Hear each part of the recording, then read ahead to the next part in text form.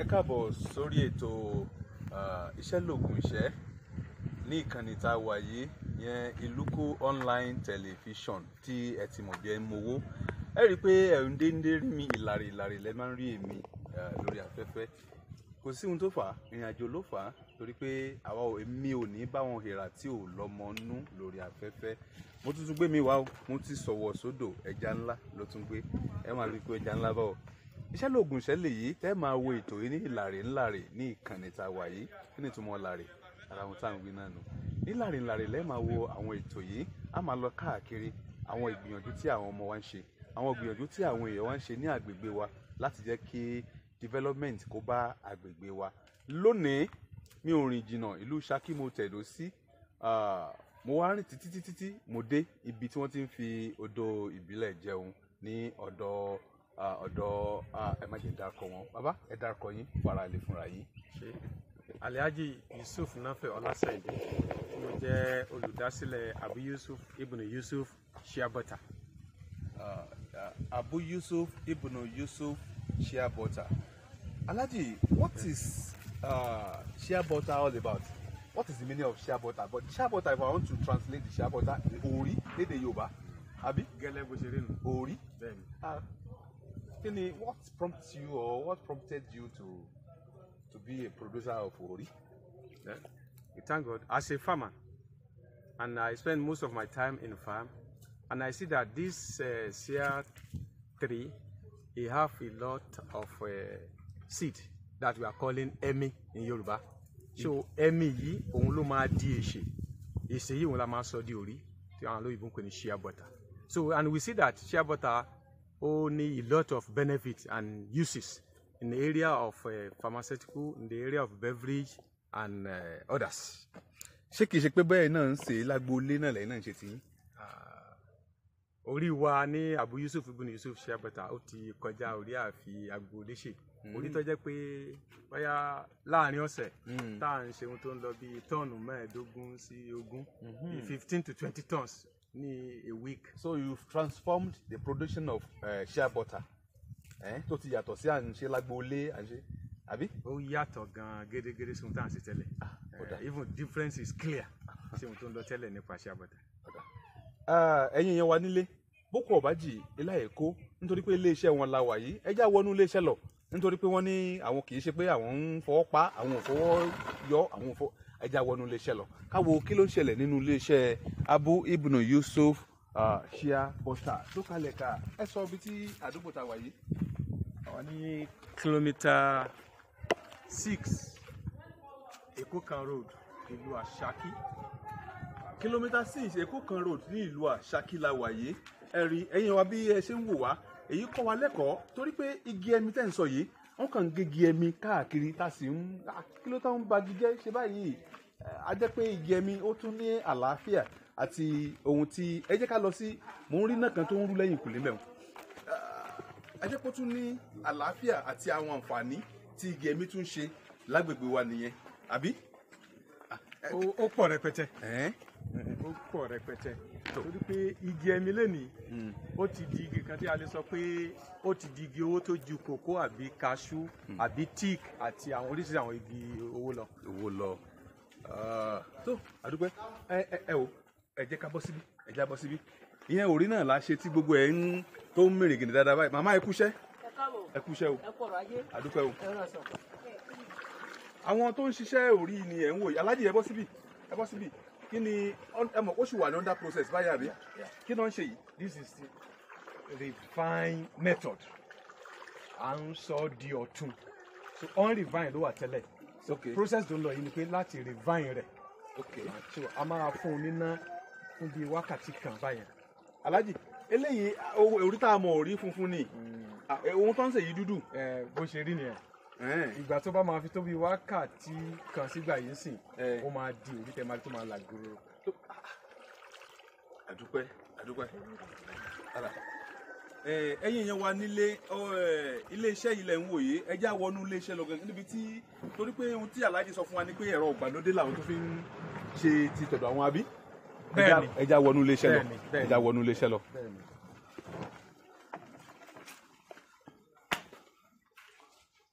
iléeṣẹ́ yìí ni ẹ̀ ń wòye ẹ rí i pé ibi generating plant wọn la wà yìí tí ó yẹ pé èyí tẹ̀ ń wò yìí ó lè gbé odidi àdúgbò kan a jẹ́ pé tí a bá nírú generator yìí nínú iléeṣẹ́ yìí a jẹ́ pé àwọn ẹ̀rọ ńláńlá ẹ̀rọ ìgbàlódé ńláńlá ni à ń firú generator yìí la fi ń gbé inú iléeṣẹ́ yẹn gan-an kó mo sọ lẹ́ẹ̀kan pé bí oko ọ̀bájì ilá kan kì í kó alájì àwọn èyí tẹ́ ẹ sá kalẹ̀ kí ni ìtumọ̀ wọn.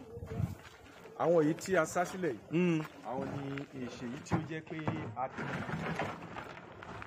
slice ẹ̀ àti wo tí olóyìnbó Yorùbá ń pè ní wíwó àti wo ọwọ́ àbí odó pẹ̀lú machine tá à ń pè ní slasher lẹ fi wó eléyìí. láti wo eléyìí. alájì ṣe eléyìí lẹ́yìn tẹ́ ẹ wo yìí ẹ tún gbọ́dọ̀ lọ àbí. lẹ́yìn tí òòrùn bá ti bá tán fún bíi 30 ìṣẹ́jú sí wákàtí kan báyẹn tí wọ́n bẹ̀rẹ̀ sí gbé òrí síta wọ́n á bẹ̀rẹ̀ láṣẹ lọ. yóò máa gbóòrè ta fúnra ẹ̀. bẹ́ẹ̀ni. ẹ máa rí i pé ó ti ń sun ẹsẹ̀ wàá lọ a jẹ́ pé òòrè èsèré. èsì gangan tá a ti wó òun lélẹ̀.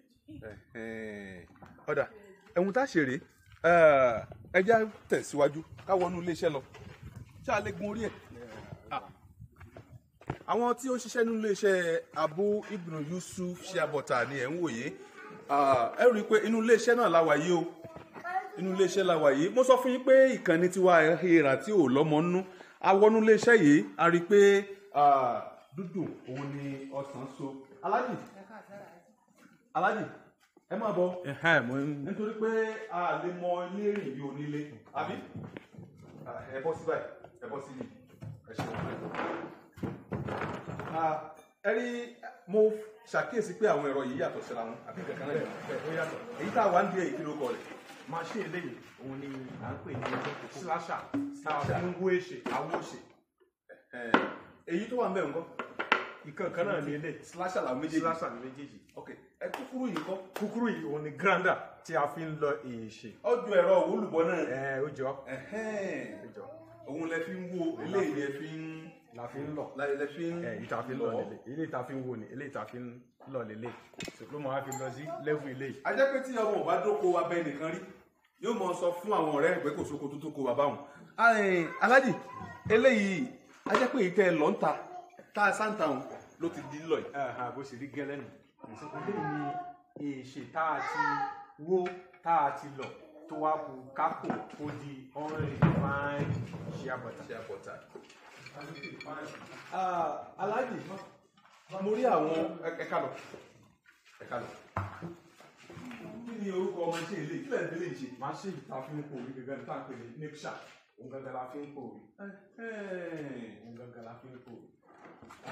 garawa yìí ni ó mọ ní tiẹ̀ eléyìí ni ó mọ power rẹ̀. power.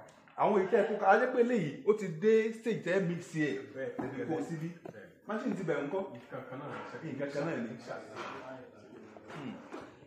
ẹ̀yin yẹn wa àwọn òṣìṣẹ́ lè rí nínú iléeṣẹ́ Abu Ibn Yusuf Shea Butter yìí ẹ rí wọ́n sì ń ṣiṣẹ́ wọn lọ ní rẹ́bùtù tí ò bá sí àwọn yìí kí lámọ̀ á pè ní mélòó ni àwọn tí àwọn mọ̀mọ́ yìí tó ń fi ọwọ́ ṣe bàbá kí lélẹ́yìí.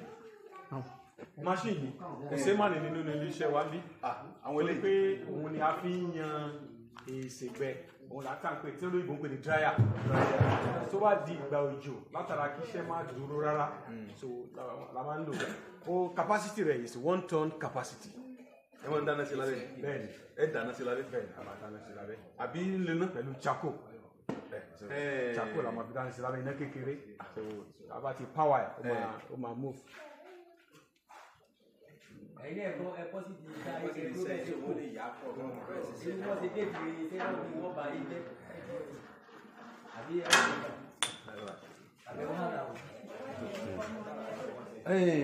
ẹ̀yin wa nílé iléeṣẹ́ tá a wà yìí ẹ rí i pé mo ti sọ ohun tó ń ṣe fún yín lẹ́ẹ̀kan this is where we call Abu Ibn Yusuf Shea Butter company tó kalẹ̀ ká sí ìlú Ṣakí ẹ rí a jẹ́ wípé Òkè Ògùn ayé ti dáa dé ìpínlẹ̀ Ọ̀yọ́ ayé ti dáa dé bàbá a ti rí gbogbo ẹ̀ lọ́tún àti lósì gbogbo àwọn eléyìí a rí àwọn eléyìí tó pupa àwọn eléyìí funfun kí ló fà á. àwọn eléyìí tó jẹ́ pé ìgbà tá a bá ti kó sínú mixer sí tá a bá ti mix ẹ̀ ló máa wá di eléyìí tá à ń pè ní unrefined Shea Butter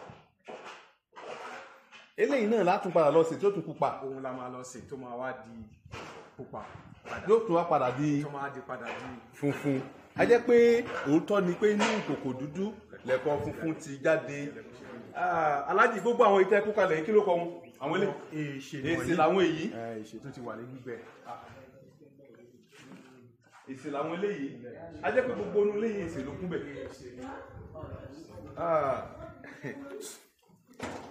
Èsì ní gbogbo àwọn eléyìí náà rí.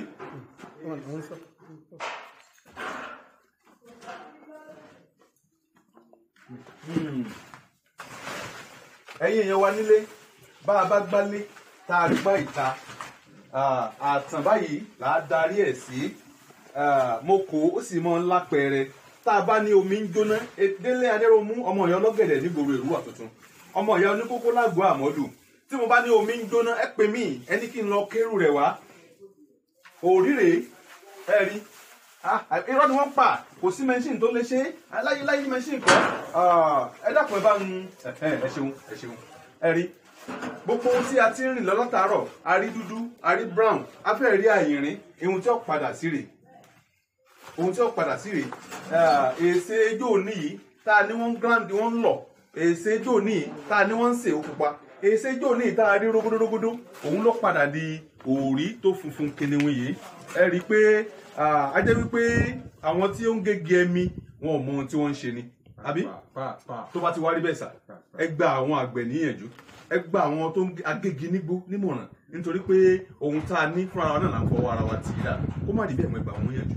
ẹ ṣe gbogbo aráalé tí ó ń gbọ́ mi ilé náà ni òrí tí ó ń jáde láti iléeṣẹ́ Abu Yusuf ibn Yusuf shea butter ní kìlómítà 6 Èkó kan road ìlú Àṣàkí ẹ̀rí ẹ̀yin àgbẹ̀ wa àti gbogbo ẹ̀yin tí ẹ̀ ń gbọ́ mi ó ṣe ní láàánú pé igi ẹmi tí a ń ká ìṣe tí a fi ń ṣe òrí yìí ó ti di ohun táwọn yẹn ti ń gé dànù lẹ́nìí nítorí jẹ́ pé tá a bá wò ìfi ọrọ̀ ajé Nàìjíríà ṣòfò ló jẹ́ so látara báyìí ni pé ó yẹ kí ìjọba wa àti gbogbo àwa tí a lẹ́fọ̀n lé kanná ká ṣiṣẹ́ lórí báwo ni igi ẹmi yóò ṣe ní jẹ́ gígé mọ́ torí pé òrí lẹ́nìí ní gbogbo ayé lápapọ̀ ó ti di nǹkan tó níye lórí tó pọ̀ rẹpẹtẹ nílé iṣẹ́ wa ń bí ní pẹ̀lú ògo Ọlọ́run à ń ṣe òrí yìí ní oríṣiríṣi ìpele grade A wà grade B wà grade C wà bí ó sì jẹ́ nílé.